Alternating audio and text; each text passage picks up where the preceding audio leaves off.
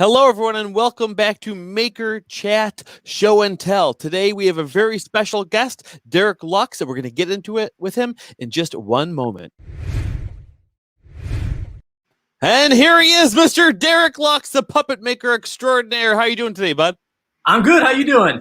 Doing great, doing great. Staying busy in this time? Trying to, yeah. Trying to, for the first week or two, we didn't know what was going on. Then we decided to do a few live streams, kind of broke up one of our theatrical shows into 3 parts. Did that. It was a lot of work, and so now we're kind of playing quiet a little bit. Now I'm just trying to putt around and do my own little projects. Yeah, I saw some of that too. And if anyone else was familiar with that, those are a lot of the puppets that we're going to actually be talking about today. Derek I think you've kind of, your main thing is you're performing, but the wonderful thing about your productions are that you virtually build almost everything for them, which is one thing that I love and admire about what you do. Because in many ways, that's what a lot of great small companies do is, we have so many multiple hats that we wear. And I think you're a perfect example of that. Oh, thanks, man. I appreciate that. Cool. Yeah, but you're right. I build a lot of stuff. That's right. Yeah, it's kind of the necessity of the job. But let's just get into it. You know what? I like to kind of start off with the show and tell part. I'll give you the wide screen here so people can kind of take a look at what's behind you. We got a whole bunch of really cool characters there. Yeah, let me kind of, actually, here we go, right? There we go. Going down as much as I can. Yeah, let's see. Over here, I've got Mr. Smee from, let me tilt it up just a tiny bit, get a little more headroom. There you go. Mr. Smee from our theatrical production of Peter Pan. Over here, we actually have Peter Pan and his harness behind you. Right here, we've got the Mad Hatter from Alice in Wonderland. And then also our giant blue caterpillar in the back.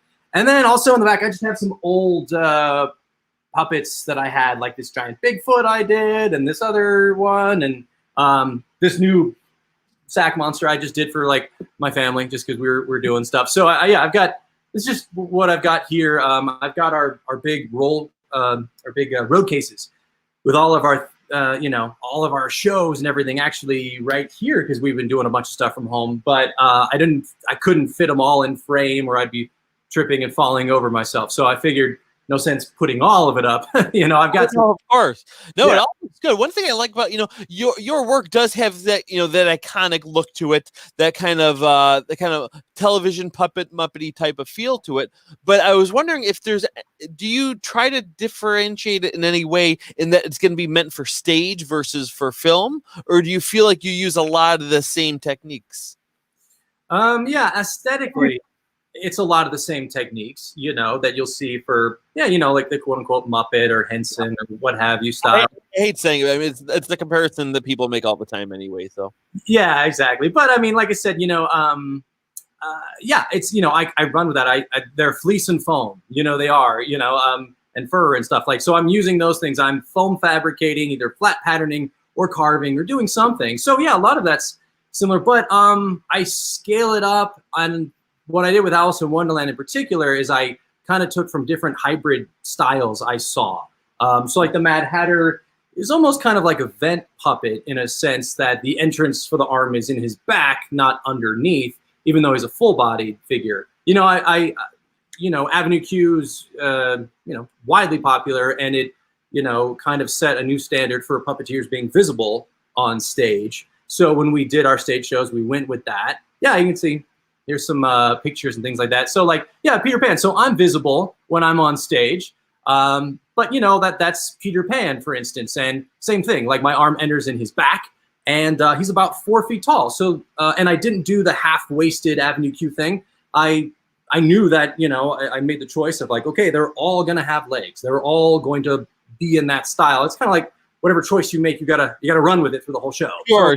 And actually, in looking at these photos again, I'm realizing my question may have been a little silly. And yes, your puppets are bigger, not only because they're meant for theatrical productions for stage, but also because they kind of have to be life size. They're interacting with other people, with your wife who performs in the show. And if he was a traditional, what we normally think of as a traditional puppet size, it would be, the proportions would be silly, wouldn't it?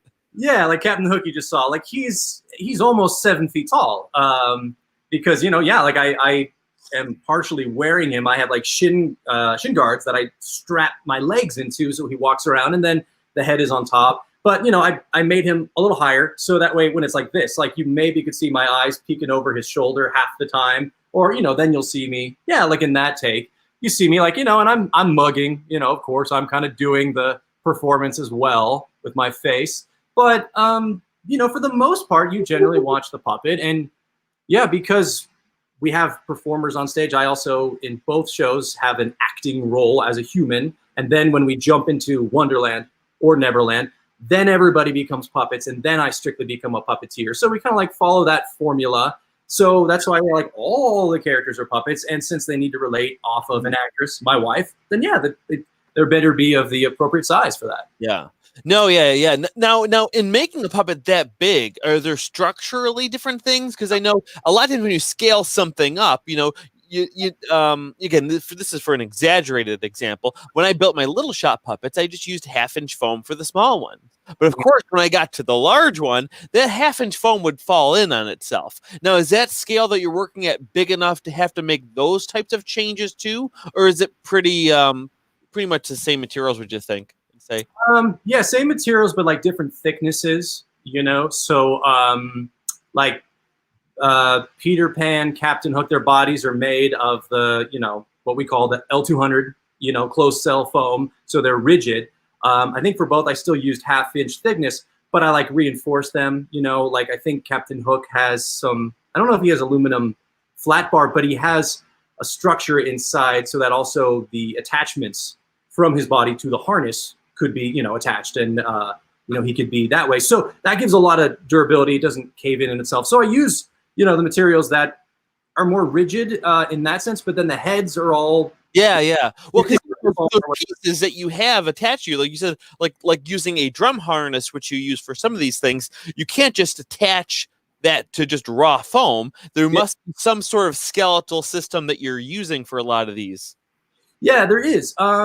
And I've learned a lot from watching. Just there's so much information out there now, which is really awesome. And I would watch a lot of, like in the beginning, I watched like Ted Haynes, the Stan Winston School for Character Arts, when he did like foam fabricating a giant dinosaur, and took some of his techniques, and he really simplifies it down where you could just get things from the hardware store. And so I took that and I said, okay, great. Like I think for 1 or 2 puppets I did like PVC pipes, and then I was like, okay, now let's try aluminum flat bar and do some other things that I feel more comfortable doing. But yeah, a lot of times it's like there's like a cross inside the foam. It's attached, top and bottom, side to side, glued to some extra thicknesses of foam, and it's wedged in there. It's glued in there. I sometimes will drill through and have bolts and things like that on the outside. So those things really aren't going anywhere with how I use them. I'm not doing anything too much, Well, even in this picture here, this Captain Hook, like I'm looking at the leg there. You've got those 2 rods going to the leg there. Can you tell me what's kind of going on there? Yeah, so I have. So what I did is, instead of making the harnesses for the shins from scratch, I just got hockey shin guards. They're just plastic, protective shin guards that like hockey players wear.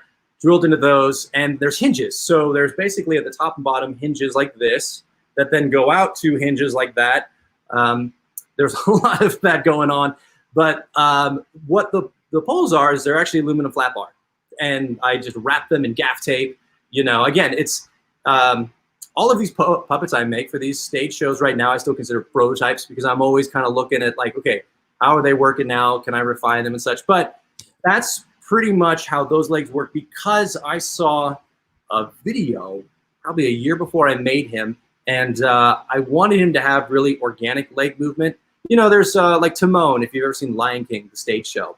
Timon, Timon is even like the Olaf puppet that's used for stage now. Yeah, that's a new now version that more people are more familiar with. Yeah, exactly. He's in front of the actor, but usually the attachment point is on the shoes and to the bottom of the feet. And I knew he was going to be such a tall, lanky character. I knew that his legs were going to just kind of shimmy straight, and I wanted him to walk in a more, kind of lifelike sense. So having different pivot points like that, I'm able to walk with him, and he leads with his knee first, just like we do. When we walk, we bend our knee, and the knee kind of goes first, and then the knee extends with the foot second. Like you can kind of see that extended leg. Yeah. So in doing this whole setup, it took me a while to kind of do some R&D on it at home when I was making this, but I was able to get it, and There's still a few attachment points here and there that I'd like to, make a little bit smoother and cleaner, but it works. And so when you see him, he walks like a real person because of how that's made. Yeah. Oh, we got a comment here. Is that a caterpillar in the background? Can you kind of give us a little bit of a close-up of that? I know we have some behind-the-scene pictures to show, too. Yeah, let me pull them out. Let me see if I can do this. I'm going to shimmy some things around here. I got Peter Pan over here. I'll pull. There's a whole lot going on in this workshop, but let me see if I can push through here. All right, just bear that. Whoa, traffic jam. 1 second.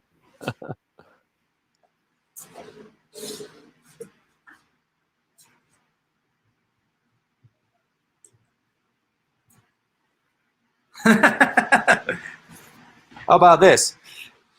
That's pretty close up. I know. I should probably go. Here we go. I can do a little bit more like this. So, because I think one thing is too that a lot of people just, people who are either newer to puppet builders or especially your audience members when they come to see a show, when they look at a puppet like that, they just think like you didn't make this, do you? It just looks like something that. It's hard to imagine anything sometimes being made. It just looks like it always existed in a way. And walk us through kind of how you designed this, because my guess is by looking at this, the design was heavily influenced by the materials you use, because it looks like you did a lot of folding of the foam and stuff rather than too much carving. Does that sound accurate? Yeah. And so the head is carved. It pops off actually, which is kind of funny because it's never actually attached. So the head is carved from a block of, got some here, a block of super soft foam. So it's, very squishy. It was a little taller, so I had to add an extra piece on top. So there's a little bit of a seam, but the stage, there's a lot of distance and stuff. So there's a lot of forgivability there. But it's really just, it's a solid piece here. What did you use to carve it? Let's see. So I used a turkey cutter to carve it down because it didn't have the clearance on my bandsaw, unfortunately for that. I need to get a bigger one. But yeah, that, and then Persona blades, and then scissors, and then a Dremel with a circular disc to sand it down further. And then I pop it for 1 second. To anyone who's a builder or maker of any type, Persona blades. Yes. I was a late adopter to that. I was adamant with using my X-Acto blades and those other little rhombus shaped blades that you get with the knife cutters. I was only using those. Someone says, "Why don't you use the Personas?" I'm like, "Why bother? This works fine.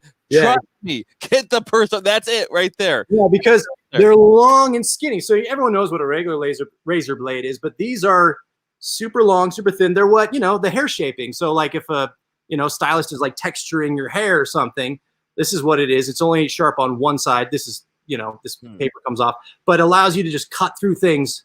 They're so sharp. They're so. And you can also like bend it. I've bent it into like a U shape to get some interesting cuts and stuff as well.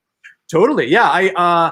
Exactly. Usually like if I'm carving something and like I had to carve out a hole for, the entrance for my hand. So I curved them and then just kind of like saw and whittle, and it just took out these curved chunks because of doing it in that fashion. And one more point I want to make too, because a lot of the reasons we're giving for liking those are things that seem like they could be applied to other razors as well. But I'm telling you, aside from being able to bend it and those things, it is so sharp. Like you don't even know.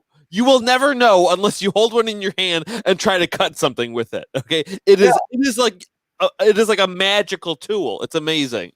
Yeah, especially when you cut like foam. If you've been working with the standard size, a double sided or not double sided, but the shorter one we all know. And then especially if it gets dull and you feel that drag, when you bust out a brand new Persona blade and cut through foam, you're like, whoa! It's like it just glides through it. And you're not.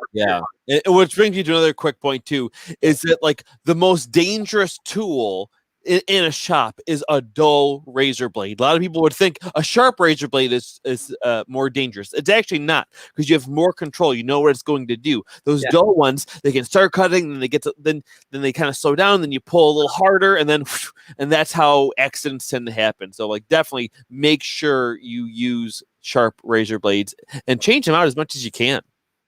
Yeah, absolutely. I've got a like an old orange juice plastic bottle, so when they're dull, just throw them in there. So it's like a sharps box, and I just chuck that, when it's all done. Same thing here. Yeah. Yeah, and it's awesome. it's funny how I think when you start on a hobby level, you don't have as much money, so like, oh, these razor blades are more expensive than other ones, or these gloves, I don't want to go through these. But then you start to realize the quality of your work goes farther if you're willing to open a brand new razor blade to cut this one piece, and you're okay throwing it away, because then it's, it just ups your game in all ways if you're okay not being so precious with the materials. Yeah.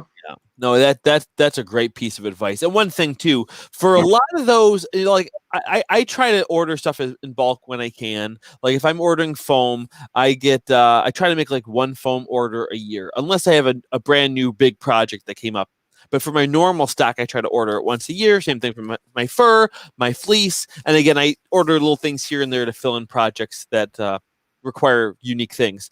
But with some materials, and two of them in particular are my Persona blades, as well as my Super 74 spray adhesive, not Super 77. Almost everyone knows Super 77, not Super 77, Super 74. Those two things, I actually have an Amazon subscription to. So I get automatic refill every 2 months, and sometimes I have extra, but then you can stockpile a little bit, put it to the side, because one day you'll have a big project where you need extra of all the stuff. Then rather than going to order it, you kind of have it, you have a stock of it. So those are two things that I go through enough of that again, I just got an Amazon subscription, so it automatically just gets sent to my house.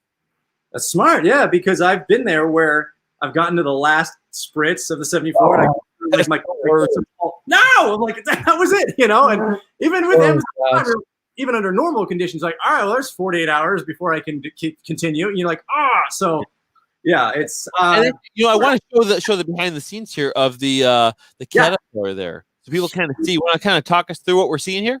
Yeah, absolutely. So working from the bottom up, I got a basically like a moving dolly. It was a circular one I found at a hardware store that gave me a solid base with kind of like a floor flange. It was like a plumber's floor flange, because it was probably like 6 inches wide, or in radius. And then from there, I built up like those big, thick black PVC pipes and such. So it had a secure base. It goes up, and actually the way the caterpillar is attached is it's in 3 pieces. There's the caterpillar puppet itself. There's the mushroom top. Actually, here, let me reference it. And then there is, the base. So for the bottom, I basically just wrapped it in simple polyfoam, and then actually used the expandable foam, that you can find for insulation, things like that. So you can see like kind of that bumpy, texture on the bottom. I just kind of did a pattern up and down, kind of circled in a couple knots and things like that, so it had an organic look. Then I had probably like 1-inch L200 that I patterned the top of the mushroom. I even put like the ring around it is like that, that tube, like gray foam that you usually put over like piping or like water, or like things like that. And then, the caterpillar itself is actually, there is a internal shape, which is more or less just kind of a cylinder. You can see there's white, yellow, in a pattern. The white is L200, which is very rigid. The yellow is more flexible foam. So it doesn't crush in on itself, but what I can do is I can wiggle him from side to side. And then the kind of more gray looking foam you see on top and all those kind of fat rolls, that was just the super soft foam that I just, kind of measured out shapes and said, okay, I want, measured out, I'm like, okay, I need about 18 inches here. So I took it and wrapped it and tucked it under with a bunch of barge, content, and then just slowly but surely kind of like, sculpted and wrapped the body on top of it. So that's what all those kind of, sections and fat rolls. So those were more kind of organic. And it looks like too that you started to help create that shape of that body. And I'll flip back and forth from the behind the scenes photo. You made looks like some sort of an eggshell out of L200, and then you attached that soft foam to that so that it could hold its shape. So that's kind of like what we're seeing here, right? Oh, you're gonna show us the back of the inside now? Yeah. Ooh, look at that. Exactly. So that's what you see. And it's definitely collapsed on itself a little bit. Whoa, heads will roll.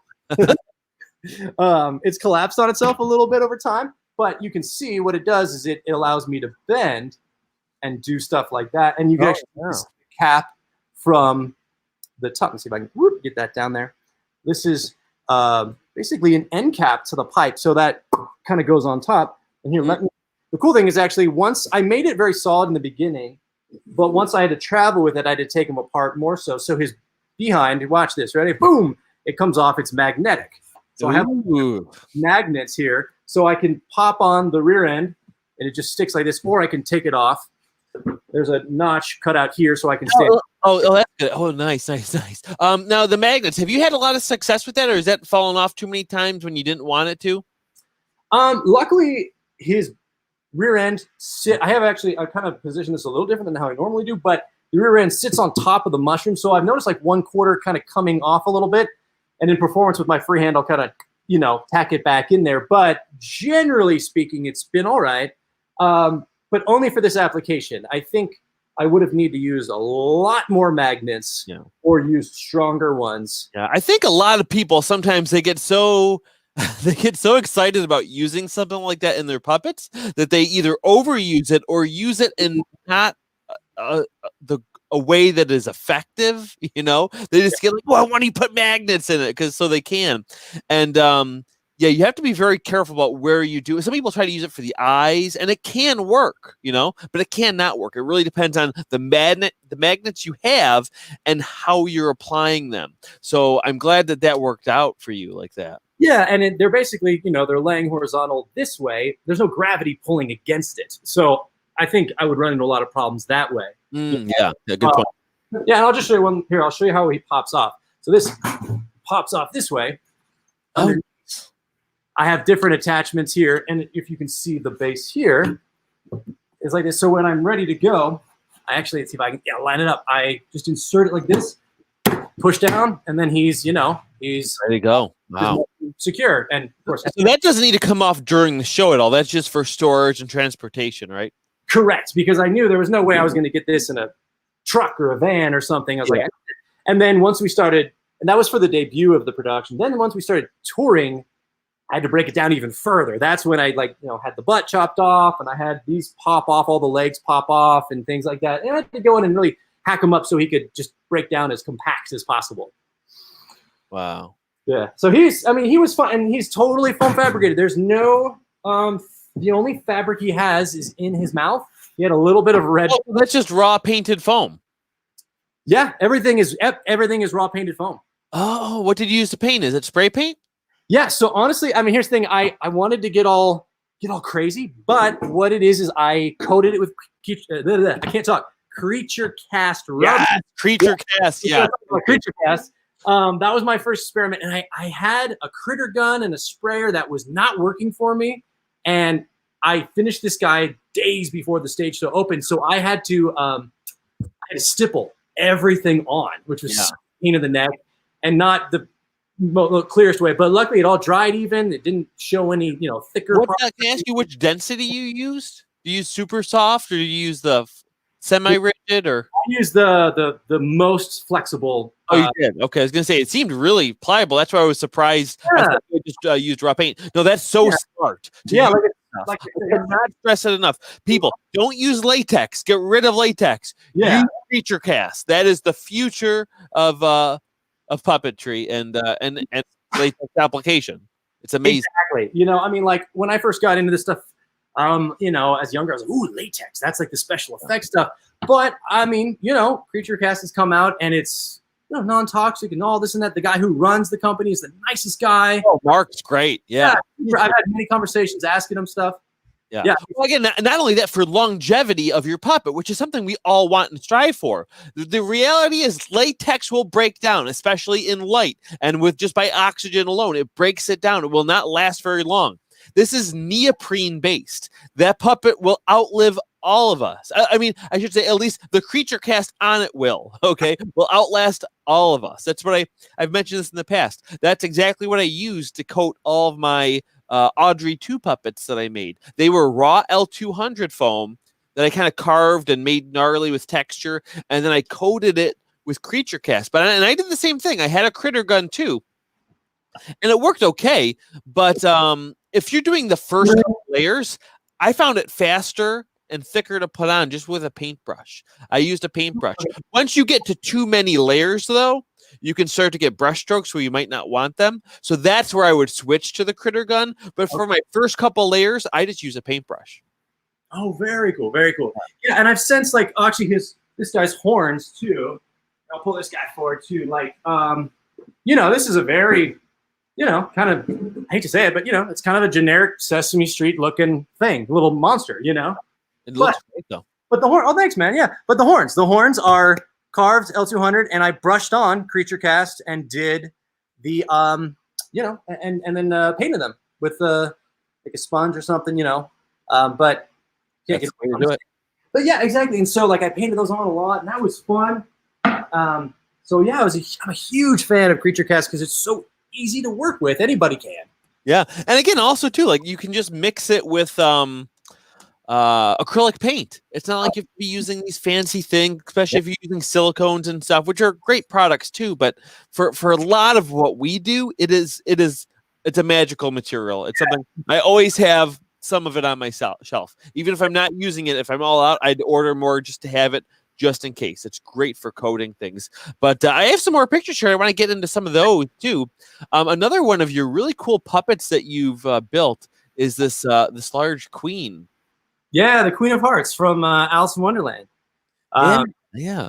Tell us something about that, because that's a very, again. Let me go to the other picture here. Look at, see if they can see better how you operate it. You're kind of inside that one more so, which is cool. Yeah, exactly. It's there's not too much to her. She's really big, but it's because from her waist down, they're my legs. So I basically step inside, and there's some straps that go over my shoulders and then kind of around my ribs, and then there's a belt strap that kind of goes on my hips. So it's really easy.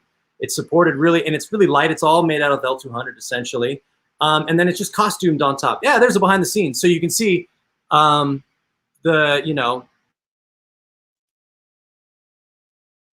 were just carved quickly because, again, for both these stage productions, I had a really tight timetable. I had to make all these puppets in. So, some things I just foam fabricated quicker rather than, or I should say I carved quicker rather than patterning everything because I just had to move. But, I took a lot of time on her body because I reinforced all these webbing and straps and buckles and all this stuff and really experimented because I knew I didn't want to be in the middle of performance and have these things digging into my shoulders. So the way to get supported on the hips and everything like that. But yeah, and then what are these red is that that's the webbing.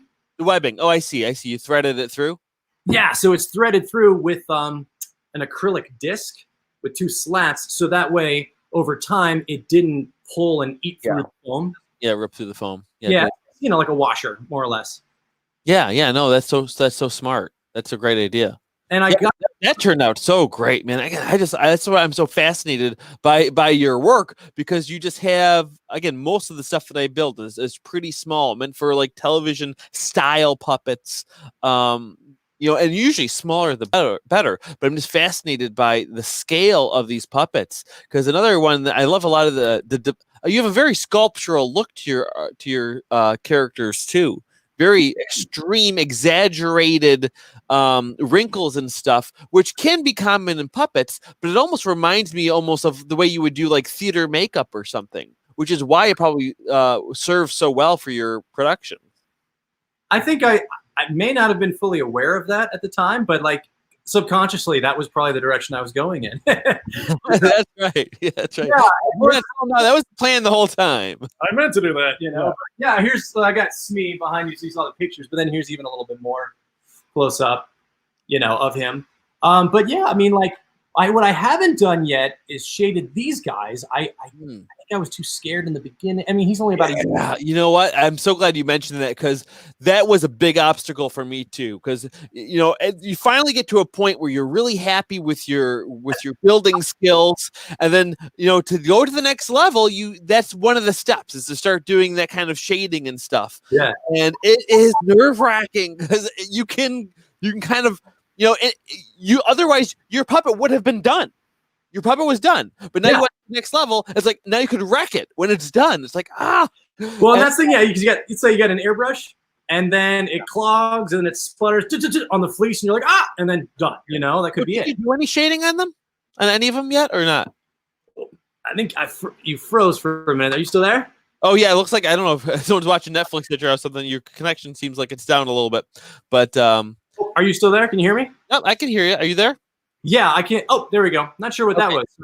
Yeah. Oh, geez, what was I saying? Oh, we were talking about. I was saying, and I don't know if it came through or not, if I cut out, but like, yeah, you want to, like, because you know, I do this big sculptural stuff. I want to get in there and like shade, you know, the low points and things like that. And yeah, I was like, I don't want to get an airbrush, have it get clogged and sputter, and then, you know, and fleece is ruined, and that's the end of that puppet, you know, 100 hours later or something. So yeah, so I was hesitant with a lot of these guys, but like the Queen of Hearts, I've gone back and done that. And here's a great tip for, I airbrushed the Caterpillar because everything was painted on that. So if I messed it up, I just went back with the original base coat, you know, and painted over it, and then would go back and shade it again if I messed up, you know, because I'm not the best painter in that sense.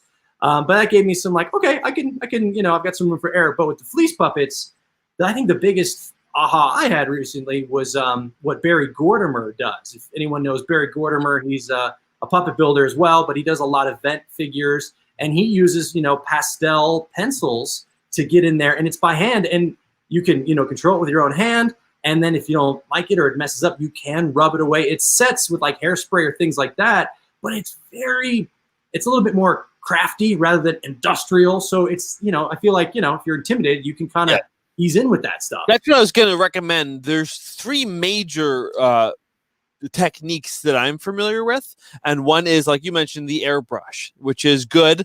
And depending on what kind of pigment you use, there's pros and cons to it. With the stuff that I generally just have on the shelf, the multi-purpose stuff, it's nice if you just do a thin shading, like a little blush or something. But if you do too much, it can get, you know, especially if you're painting it on fleece, it can kind of get caked up and make that fabric have like a rough texture, which isn't as desirable. So you definitely, if you're doing airbrush with the standard paints, I'm sure there's inks and stuff that work better. I should explore that more myself. But the other one, like you said, is using pastels. I've even seen, I've even tried it myself. The pastel pencils work well, like you said. Yeah. Another thing that people can do is even just take regular chalk pastels, and they can kind of crunch it up a little bit and use a Q-tip to kind of paint it on. And that has pros and cons, like you mentioned as well, is that you can kind of rub it away. If you do too much, it'll fade in time. But that's also kind of the negative of it to me, is that it can kind of fade away, because then it fades away very gradually, that pastel, to a point to where you don't even notice until you look at like a picture of it when you originally built it, and you hold it next to each other. You're like, whoa, it's time to update that a little bit. Yeah, and you're like, oh, now it just looks faded. And yeah. It's really great, and it looks amazing, and it's the most flexible as far as, especially if you're beginning. Yeah. If you want to see where to put it, where not to put it, that's what I'd recommend. But to be honest, another one of my favorite little things that I do is using colored Sharpies. It works really well too, especially with fleece, especially with the nylon fleece and the typical puppet style fleeces that we use. Is if you're very light with them, you can get so much different values and shading, and it's more permanent than the chalk pastels, and you have more control over it than you would if you're a novice airbrusher. So that's what I used on my Figment puppet for his belly, where you see that little bit of shading coming in. I use it a lot for eyelids and stuff. Yeah, I have a whole pack of Sharpies that's like 32 colors, and I use it all the time. I'm going to be using it. I'm 99% sure that's what I'm going to use to do all the value on Baby Yoda once I finally have a little bit of time to get back to working on this guy. I really want to be done with this project, even though I'm enjoying it. Well, yeah, I mean, honestly, yeah, you're breaking the puppet internet with that Yoda, because he's so awesome. People are like, whoa, I mean, it looks great. It looks really awesome, man. But yeah, you're gonna have to teach me how to blend those colors, because I saw your Figment and I was looking at it, and for me, I've tried Sharpie. I do a lot of just tests, a lot of R&D little tests. Yeah. Oh yeah. done stuff, and I'm like, wow, there's one color, and I'm like, how, and I've tried the alcohol, tried to do stuff. I'm like, I'm missing something. So, yeah, I don't do the alcohol. Again, I just try to use colors to kind of have a natural sense of the value scale, and I'll do one, and then I'll kind of go over it and overlap it with the next, and get lighter and lighter.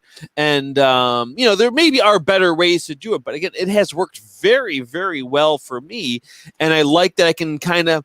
It's not like airbrushing works so fast, which is really great, but it's almost too fast for me. Like I don't feel like I have as much control because I'm not. I used to be an airbrush artist painter back like when I was in high school. That's like the only form of art that I did. But honestly, it's been so long since I've really airbrushed for a long, long time in an artistic way that I've regressed my skills on that. But and also, I bet you if I just use a different pigment, it might work better as well. But yeah, that looks really great too. But another thing with your stuff though is like a lot of these like I was saying, those features are so exaggerated that you almost don't even necessarily have to have it. I'm looking at these hands here alone. Look at all the dimension in there. Can you tell us what this is again? Yeah, so that's the hands of the Queen of Hearts. I wanted her to have these big, meaty, thick hands. And so she's a live hand puppet. She has one arm that kind of hangs dead. So what I started is I started with like 1 inch, just sheets, polyfoam, and then just carved in the knuckles. So I had it thick and then carved down into where the grooves in between the knuckles would be. Sounds like that was such a pain in the butt to do. Well, actually, here's the thing though. That was the funnest part of it. Really? Oh my gosh. It probably took me one whole evening. I'm out late, just like, doing stuff. But when I first started getting into puppet building as like a kid, I kind of did it like twice. I got into it as a kid and then kind of moved on and then got back into it later as an adult. But the first time as a kid, all I wanted to do was to carve foam. I think if I had a different path right now, and if I was like employed by like a big shop, I would just love to be their foam fabricator because I could just geek out on that all day long. Oh yeah, that would be, I think, my thing.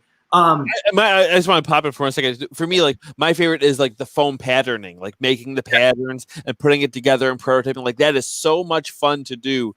The carving aspect about it, I like doing it. I do it once in a while, but if I had to sit there and do the carving all the time of foam, oh my gosh, it would drive me nuts. Well, I had this. I was going to share. This is the mock-up for the great Mad Hatter.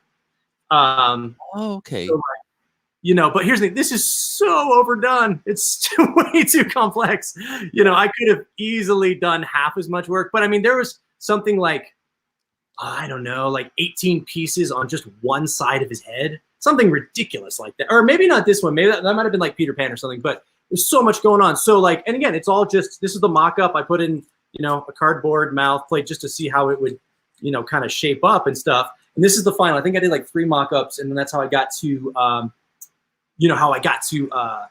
basically the Mad Hatter's head. So I have been working like this for a little while, maybe a short time, doing like simple puppets, simple Muppet style puppets that their head is just, basically like an egg shape with a slit for the mouth. And then I started getting more complex patterning like this.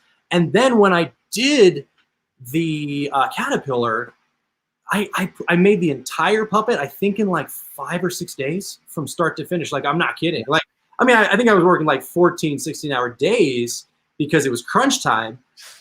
But on like a Saturday, I had an idea, and then by the next Saturday, he was done. And I was like, I've never made a puppet so fast. Whereas like all that mock-up and all of that flat foam patterning take me weeks just to get to that point. And then you stitch the foam and the fabric. So it's kind of like, most people who aren't in our industry of puppetry or the maker movement. Yeah. They see, if they're not in that, they see this and they're like, oh, okay, that's cool. Like, yeah, what is that? Like, $100 or something, and you see that and you're like, oh no, that's hours and hours of work. Then you see the caterpillar and they're like, oh my gosh, that must be like, I've seen a lot of people be like, God, that must have been so involved. Oh yeah. Thousands of, I'm like, yeah, no, that's the one that's like a couple $100 of labor. That was like nothing, Yeah, I got a couple terms for them. In the magic industry, we call them the layman. Okay. Yeah. And in the other magic industry, they call them muggles. They're not part of our world. They don't understand. But yeah, because the muggles and the laymen, they can be very fooled by scale. You know, you just make something big and they're like, wow, it's amazing. Like, actually, this tiny puppet is 1,000 times more intricate, took way longer, and is just more impressive than that just because it's big, you know? Exactly. That's the thing is, like my background's in, as an adult professionally was theater before it, got into puppetry. So then, and me and my whole philosophy is always kind of like, go big or go home. So when I made these shows, I made them big. And, there's not a lot of people doing exactly the type of vibe that I'm doing right now. There's a few people, sure. But and so I went big to kind of like, wow, the audiences and such. And yeah, they're wowed and they're taken away by the scale. But at the same time, it's like, nah, it's actually not that complicated to do this. And I watch a lot of people's work. I mean, like Adam, I watch your work, and I'm blanking now, but you've done so many smaller mechanized puppets that I kind of geek out on, and I go like, okay, that's the next thing I want to challenge myself with, because that's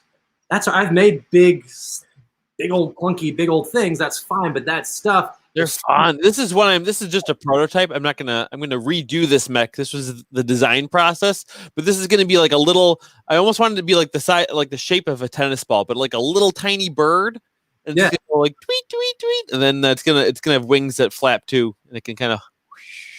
That was gonna be kind of fun. So something to look forward to on the channel. But yeah, they're so fun, and even doing that on a bigger scale. Let me hop back to these photos again. You said so these are the queen. You said, huh? Yeah. So what I'll do? How are these live hand then? This is just the backing. This goes on the back of your hand. Exactly. So there were 4 layers to her hands. There's basically like an internal, kind of pattern, which is like 2 pieces, like sewn around the edge with some space in between that I could literally slide my hand in like a glove. And then there were 2 additional pieces on both sides that come together. There was the top of the hand, which is that, which you see right there, really thick on the back of the hand, really kind of knobby. And then there's the underside, which I took the fleece and ran it under the sewing machine. I think I glued it to batting. I think that's what I did. I had batting and I spray glued it and then ran it on the machine so you could see the line. Wait. You spray glued it and then ran it through a sewing machine? Or did I spray? I was gonna say that's gonna gum up your sewing. Broke. I don't know why. That is whew. I don't know. You got lucky, or you may have. Hopefully, you did. Oh my gosh, I can't recall. I know. As soon as I had it, I was like, "Wait, how did that not break my first?" Yeah, because I've had to do that. Like one time, I had to do that because like, oh shoot, I already glued it. Like, let me try it, and I'm like, no. But he grabs onto the thread. It makes the needle sticky, which tries to push all the fabric down instead of going through it, and it can get. I'm not saying you didn't do it, but I'm saying it's not something I would necessarily recommend to people, though. Yeah, good point. I know. I'm telling people you make do sometimes. But that's awesome.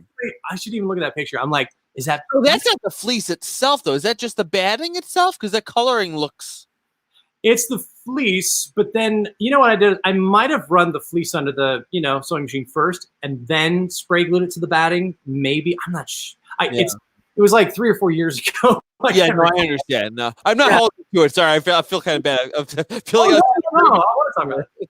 But yeah, but like I said, that was like the detail. There was basically, like I said, 2 pieces that were just totally flat, and then I put these other ones, and then ladder stitched all of it together. So there were these big outside, detail, and then the hand inside was just like, I think I even just used the actual backing of the nylon fleece just because it's kind of comfortable to put your hand up against anyway. So I just did that, and it all came together. So she's got these big old chubby paws, and for me, I always think that in this style of puppetry, they're operated by our hands. So the most important movement, I think, or the most important part is the head, and the next one's the hands, because that's what you articulate with. That's what you perform with.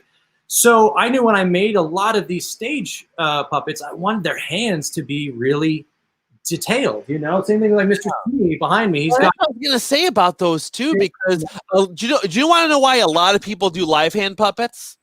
Why? Because it's easier and faster. You don't have to do all the foam work. You don't have to do all the wiring in there. You just stitch around, and then whoosh, your hand becomes, the meat of the puppet.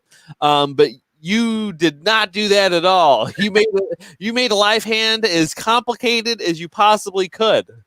That's how I roll. That's the way to work. And actually, I just want to get a couple more of these pictures here. We have here. This was. Oh yeah, I've seen this before. What were these? Is this Peter Pan or no? Well, actually, that's the Cheshire Cat. Oh, that's right. Okay, yeah. It's a lock line, which I think is the industrial use for it's like plumbing, I think, or something. But it's flexible and it's in sections. And I learned about that through. Here's the Cheshire Cat. And the reason why is the Cheshire Cat. I've got one hand in the head, and the other hand is articulating the tail with a rod. And there were certain times I wanted him to pose, but I realized I wasn't going to have enough hands switching back between this rod and that rod, and then is the rod going to fall down and dangle, and how am I going to find it in performance? I didn't want people watching all that, so I put lock line in it so he can basically be posed. So he's just kind of more or less like this, but I'll like reach out to Alice and then pose his hand, and then go back, and then he turns sideways, and he actually like kind of puts his hand behind his head, and he does this whole thing, and it's funny because it's really quiet, but I put a lot of foam and some glue and things on it. And then it started to sound really noisy and really squeaky, but it was kind of comical because on stage, when I move and bend it, it makes a real like sound, and it kind of works. It gets a little bit of a chuckle because it sounds kind of goofy, that his body is so squeaky sounding as it's being moved. And that because the first design was I was going to have all these rods and all these handles. I was going to have I think 5 rods, arms, legs, and the tail, and they were all going to be joined at a base. And I was going to do kind of like a Hobie Ford. If anybody knows Hobie Ford, who's like a brilliant rod. Well, he does a lot of different types of puppetry, shadow and rod, but he's really, really amazing with his small mechanisms and rod kind of controls. So I was going to do something like that, but I didn't have that experience. And I ran out of time, and I was like, you know what? Simple, baby. Let's just make this posed and do this. And I'm like, it worked. And that's kind of the story of all my puppets. I had to probably better for stage too, because I mean, especially for stage puppets or puppets I know I'm going to be selling to people who are not like maybe newer to puppetry or experimental. I try to make things.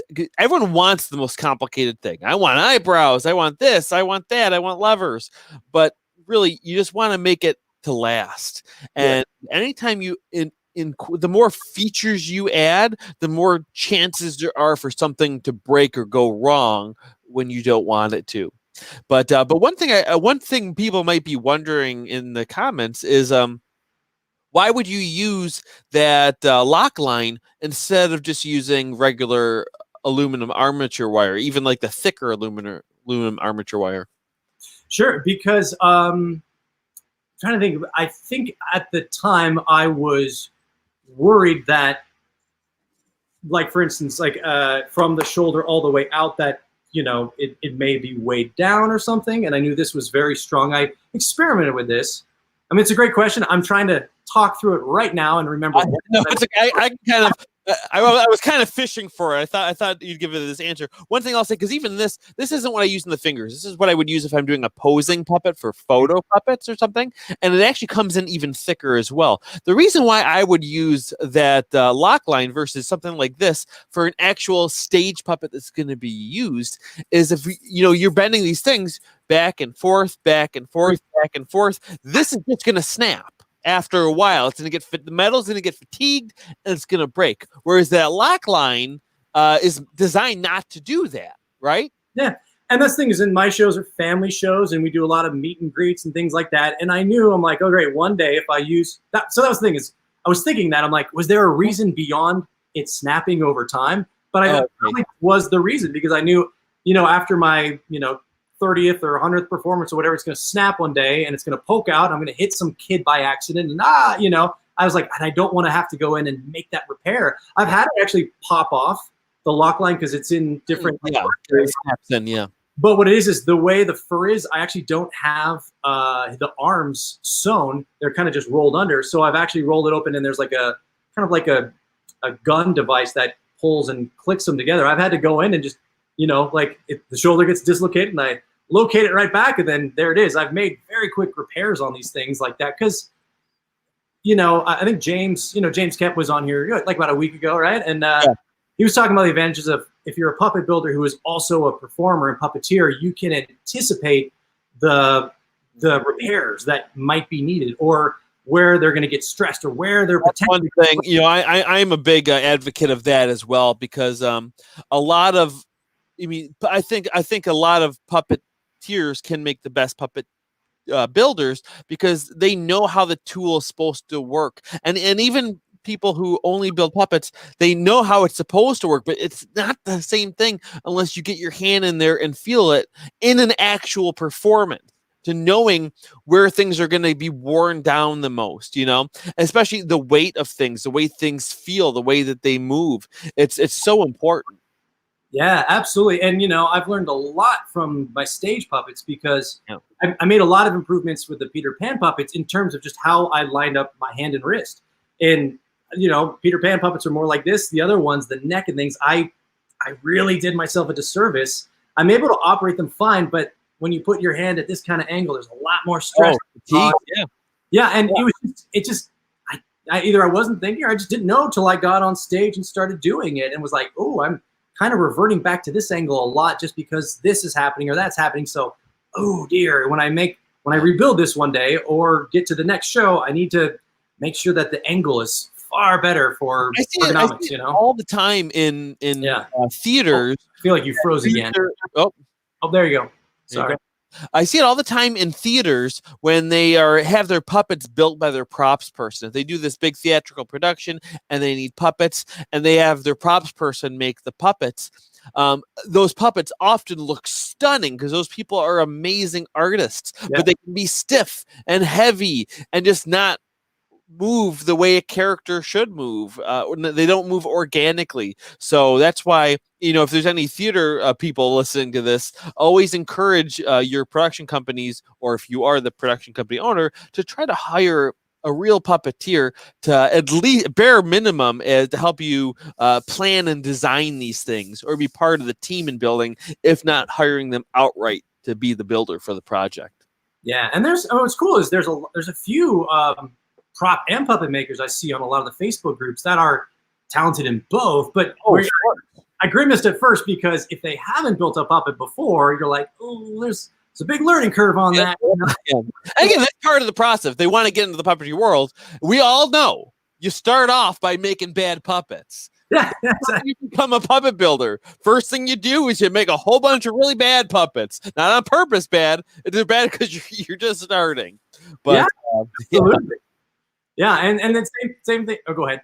No, go ahead. I was saying same thing. It's just one of those things. Again, there are crossover. Costumers doing puppets, of course, because there's sewing and there's fabric and there's things. But it really needs its own category, as most of us know. It really is. It comes with so many different skills. It's what I like about puppet building is it's such a broad spectrum of different maker skills that go into just one puppet. That's what's cool about it. Yeah. Oh, again, and that's one of my speeches I give a lot too, because you could argue the same thing for theater in general. Everything, carpentry, this, that, sewing, it's all included. But the nice thing about puppetry is it's easier to do on a smaller level all by yourself. If in theater you need a stage and a group of people, a cast, not always, but a lot of the time. But with puppetry, you can, again, I do so much of it all on my own. A lot of times I bring in Cameron and Zach and stuff too for things, but it's possible to do all by yourself. And again, in the same as theater, you can also add a huge cast too. So it's such a flexible, amazing art form to be used in so many different ways. And there's just a couple more pictures that we have here that I wanted this one, I wasn't sure what this one was. What am I looking at? These are Oreo cookies. No, I'm kidding. Oh, okay. No, this is the Cheshire Cat's tail. Oh, okay. And what it is lock lines going through that? No, actually, that's all foam. That's different types of foam. Okay. So the super soft is the white or gray foam, and then the black, you can see it's that insulation tubing. Yeah. You see at the bottom of the picture, you can see where I had a bunch that I cut off, and I basically just made a whole kind of snake pattern to that. And what it allowed me to do is it had vertebrae, so it had instead of just one giant big floppy cylinder of super soft foam, by having this, it had different bendable points. It's kind of like I was watching Chaz talk with you about the fingers and mechanisms. It needs to have a stopping point. It needs to have it can't just be a big floppy mess. It needs to have different joints and things, so you can have that movement. So with that Cheshire Cat tail, I'm able to kind of go like this and have a whole snake pattern. So as I'm, puppeteering the Cheshire Cat during the show, my other hand's on this rod here, and I'm just kind of doing this. So his tail is moving the entire time he's talking, and then he flips upside down and it's moving above. So that's how I sectioned the tail, just so I can get that kind of organic movement. All right, great. There's one more photo here that I think we didn't look at yet. And sorry if I missed some other ones. I think I got most of them. I know what it is, but I'm going to pretend like I don't, just for the sake of the audience. What are we looking at here? Yeah, and I did this to you because again, I know exactly what it is, but yeah, walk through it. It was more like I wanted to just, as a proud little student, share with you. So here's the thing: I love watching other people build, and I love watching other people's tutorials, because the cool thing about this, and you shared before, there's no one single way to make a puppet. There's no one this is the only way. This is a way. Yeah, exactly. And so I feel very competent as a puppet builder, but I haven't been doing this for decades and decades. I haven't, and I like seeing other people's stuff, so I can see what's their method, what's their style, or because you get tons of ideas, and you got to be open-minded and keep growing. So anyway, what that is your eye mold. I watched your YouTube on how you did your eye molds.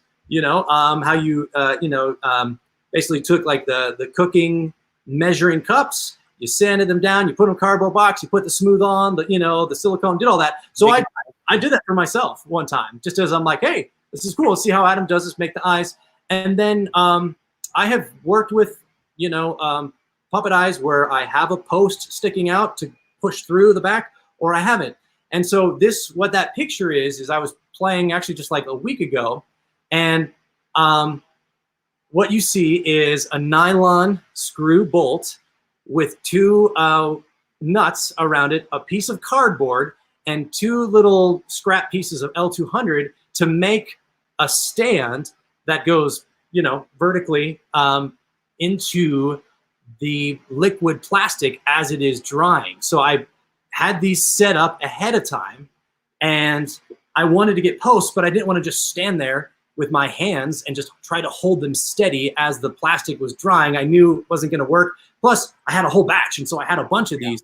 So I just did them and dipped the nylon bolt halfway into it and then dry it, and it actually came out really great, So it was a way of kind of taking what you did, and then I wanted to show. I was like, hey, look what I did. If anybody wants to throw a post in it now to push it and kind of sink it in a little bit, because again, mine get I have these crevices, so I got to pull it in a little bit, or it's harder to, if you wanted to get a bolt in there and screw them in tight, there's a little holder that someone could just do and throw in there. And I don't know, that's what I do. I've seen people, and I have kind of done similar techniques in the past too. I'll tell you why I don't generally do it in a moment, but it's a great idea and a great thing to do. People have also used, if they just have extra, just the smaller pupil animal eyes, some people just dip those in, so they can use those pressure things too. Same thing with the leg pivot joints. You can put that end in there and have it snap in like stuffed animal eyes and stuff. Yeah. Now, actually, before I get into why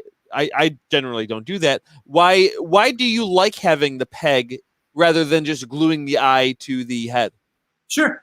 For that sinking in effect, I've done, if I have a puppet with, let's say, the covering is just fleece, and let's say it's very, there's no grooves, there's no indentation, it's just, a circular head.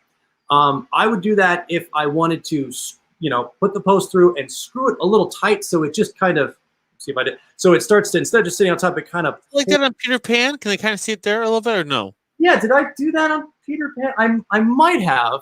Yeah, it just pulls it in and sits it in a little bit more. So as opposed to it looking, and again, each puppet's different. So some doesn't need it. I actually did this blue fur guy, and used your mold, trimmed down the fur, glued, put them on top, look perfect. Yeah. But it was so essentially, so if you just had a spherical head, by using the poles and pulling it tight, it'll give it a little bit more dimension. It'll give it a little bit of a mini cheekbone and stuff, rather than just having it sit on top being glued on. So it's really, it depends on whether or not you want that type of a look. Yeah, and if it's if the head is curved a little bit and the eye is flat, it just pulls in, say like this little part here, pulls it in. It'll just tuck it in that little bit so you don't see any flat edges protruding. It just all becomes one. That's just one little thing. Yeah. Oh yeah. And people might even be thinking this too. Like if you want to, for some reason, especially for a film project, to change out eyes, it probably wouldn't be practical for changing out eyes for a theater production. But again, if you're doing a short film or something and you need eyelids closed, but you need it super secure, screw it off properly, put in the other ones, depending on how it's constructed inside, of course. But those look really slick too. Oh, thanks. And it was me. I had one last batch. And I was like, oh, I just would batch up a bunch of these eyes. And I was like, let me do a round with a bunch of these posts and see. And this is another one of those things too, where, there's puppet builders I've known. They're like, oh no, every single eye needs to have a post because it will pop off and they're not going to like that in production. And, it's like, okay. I argue it's more likely to pop off if it has a post because the post break off. If that sucker's glued on there, that's not popping off. Yeah. Oh no, yeah, especially too if they're posted in, but they're not glued. Then they spin on themselves, and they can spin. They're like Marty Feldman, and it's all over. Oh, that's so funny. Oh, yeah, so that's where every time I make a puppet, even if I get to a section like a mouth plate or eyes or something I've done a bunch before, I generally try to just make one variation on it on a new puppet, and then see how that stands the test of time. Is that more comfortable on the mouth plate? Does it hold eyes better over time? Because everyone has their own opinion, and some things are really tried and true. I mean, people who've been building puppets for 30 years, there's reasons they do some of these things. But I guess I'm one of those guys. I like to kind of in there, and if I can't figure out the reason why they've been doing it like that for 30 years, I'll try myself, and then if it breaks, I go, oh, for that reason. Okay, cool. Yeah. And it's none of this stuff's too precious. It breaks, you fix it, or you're gonna make another puppet. Great, throw the first one out. Like, just keep making. None of this stuff is like, oh, my creation. Yeah. When it breaks, it's almost a good thing because then you can file that away in your head, and not to do that, or to do that a different way next time. So it just improves your puppet skills in the future.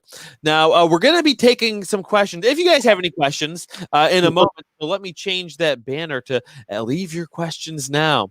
The next thing, while people are typing things in there, if they have any questions, there's just two more here that I just remembered that I have here. For one is, and again, I know what this is, but you have this in here I wanted to show people. Is that from the Caterpillar? That was, let's see, that is actually, no, for the Tweedledee and Tweedledum's body shape. Yeah. So you see, and those are two big boys right there. They're both worn on a harness, and they're both strapped together.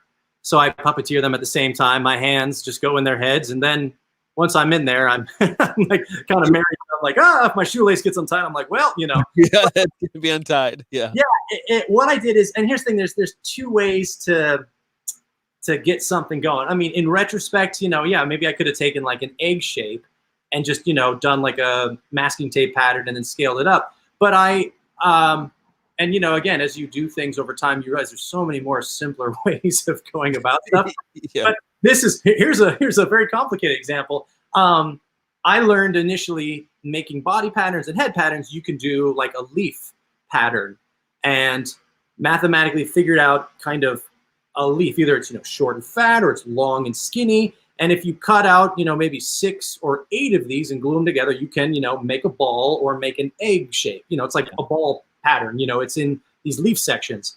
So I was taught a system when I got into this from the very beginning of kind of mathematically how to figure out like a ball equation. It's like you use pi and kind of mathematically scale it up, figure out, I have it written down because I can never remember it.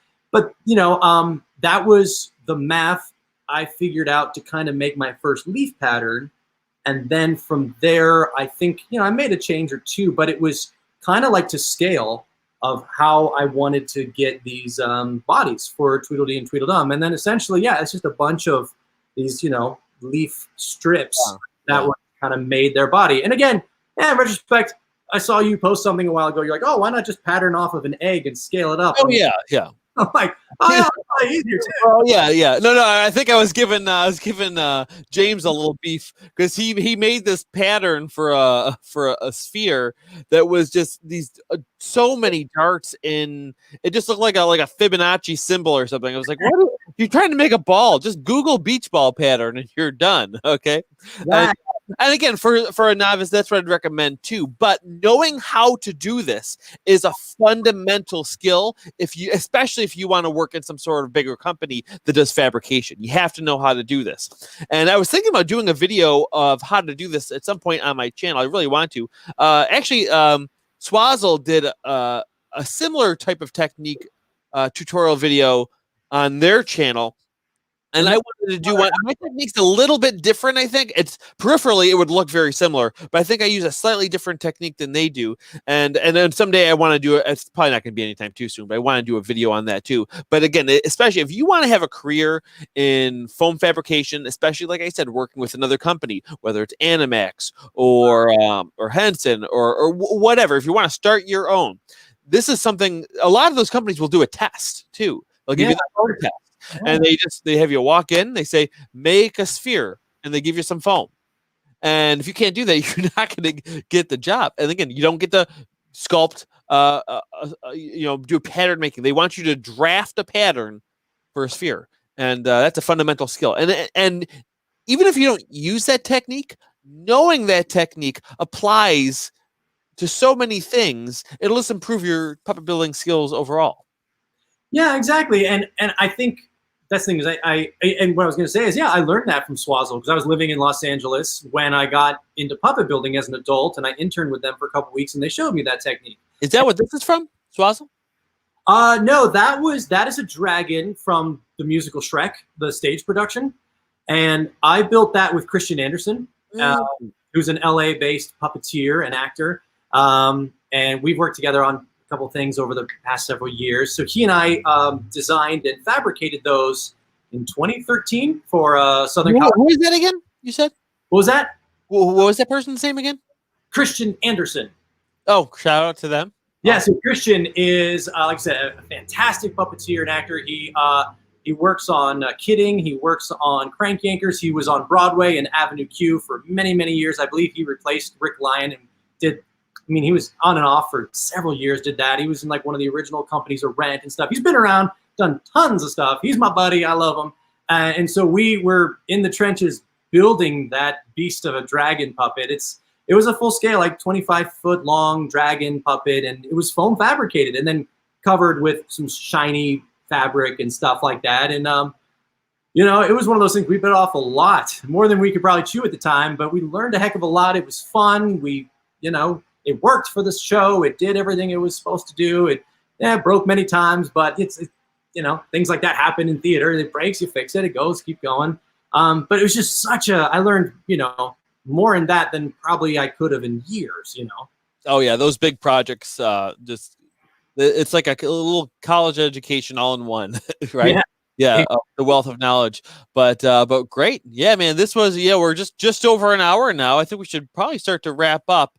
One more thing I'll say before we get, before we really start to sign up. We have a question here.